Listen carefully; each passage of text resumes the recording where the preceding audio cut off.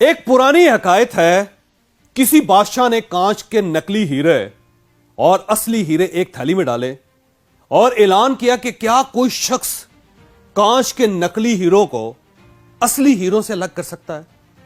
बादशाह की शर्त थी, जो शख्स ये काम कर लेगा उसे वो दे दिया जाएगा जो वो मांगेगा। लेकिन थैली को हाथ लगाने के बाद नाकाम रहने वाले शख्स का सर काट दिया जाएगा। लोग महल की तरफ दौड़ पड़े, लेकिन कोई शख्स कामयाब ना हो सका। यूं इनाम के लालच में सर कटते रहे, लोग मरते रहे। कांच के नकली हीरे बनाने वाले ने इन हीरों को इस महारत से तराशा था कि उनको देखकर वाकई असल का गुमान होता था। यह ऐलान सुनकर एक अंधा फकीर भी शाही महल में हाजिर हो गया। बादशाह को सलाम किया और अर्ज किया, हुजूर, मैं असल हीरो को कांच के हीरो से अलग कर सकता हूं। बादशाह ने कहका लगा और कहा, यह काम तो आंखों वाले नहीं कर सके, तुम कैसे करोगे? क्यों कत्ल होना चाहते हो? लेकिन अंधा फकीर हर शर्त मानने के लिए तैयार था। बादशाह ने थैली उसको पकड़ा दी। उसने हीरो की थैली उठाई, धूप में बैठा और हीरो को फर्श पर बखेर दिया। वो थोड़ी थोड़ी देर बाद हीरो को हाथ में पकड़ता था और फिर नीचे रख देता था। एक घंटे बाद वो बादशाह के सामने हाजिर हो गया। उसके एक हाथ में असली और दूसरे हाथ में कांच के नकली हीरे थे। शाही जोरियों ने दोनों हाथ के हीरे देखे और तस्दीक कर दी कि अंधा वाकई जीत गया। बादशाह बहुत हैरान हुआ कि जो काम आंखों वाले नहीं कर सके, वो काम एक नाबीना कैसे कर गया। बादशाह ने अंदर से दरियाफ्त किया, तुमने असली और नकली की पहचान कैसे की? अंधा बोला, हुजूर, ये तो बहुत ही आसान काम था। मैंने हीरो को धूप में रख दिया था। जो हीरा तपश से गर्म हो गया वो नकली था, और जो गर्मी बर्दाश्त कर गया और ठंडा रहा वो असली था। बादशाह ने अंधे के इल्म की तारीफ की और इनामो इकराम से नवाज कर रुखसत कर दिया। अच्छे और बुरे, असली और जाली शख्स में भी यही फर्क होता है। जो शख्स जिंदगी की तपश सह जाए, बर्दाश्त कर जाए हालात को, वो असल होता है।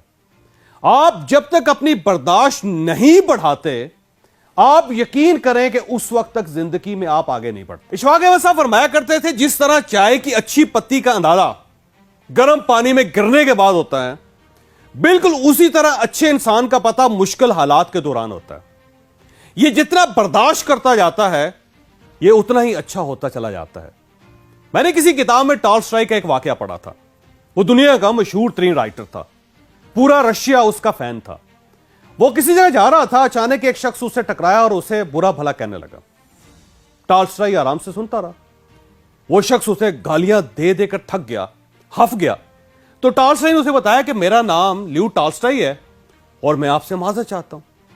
उस शख्स का मुंह खुले का खुला रह गया और वो उसका हाथ चूमकर बोला, जनाब, मैं तो आपका बहुत बड़ा फैन हूं, आपने मुझे अपना तारुफ पहले क्यों नहीं करवाया था?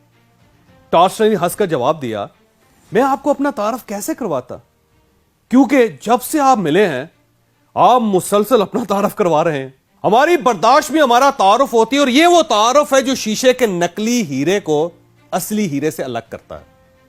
आप अगर थोड़ी सी तपश, हालात की मामूली सी गर्मी से तप जाते हैं, आपको मामूली से मसाइल, थोड़ी सी परेशानियां अंदर से हला कर रख देती हैं, आप लेट जाते हैं, आप छोटी छोटी बातों पर लड़ना शुरू कर देते हैं, तो आप फिर नकली हीरे हैं। आप फिर अशरफुल मखलूकात के स्टेटस पर पूरे नहीं उतरते।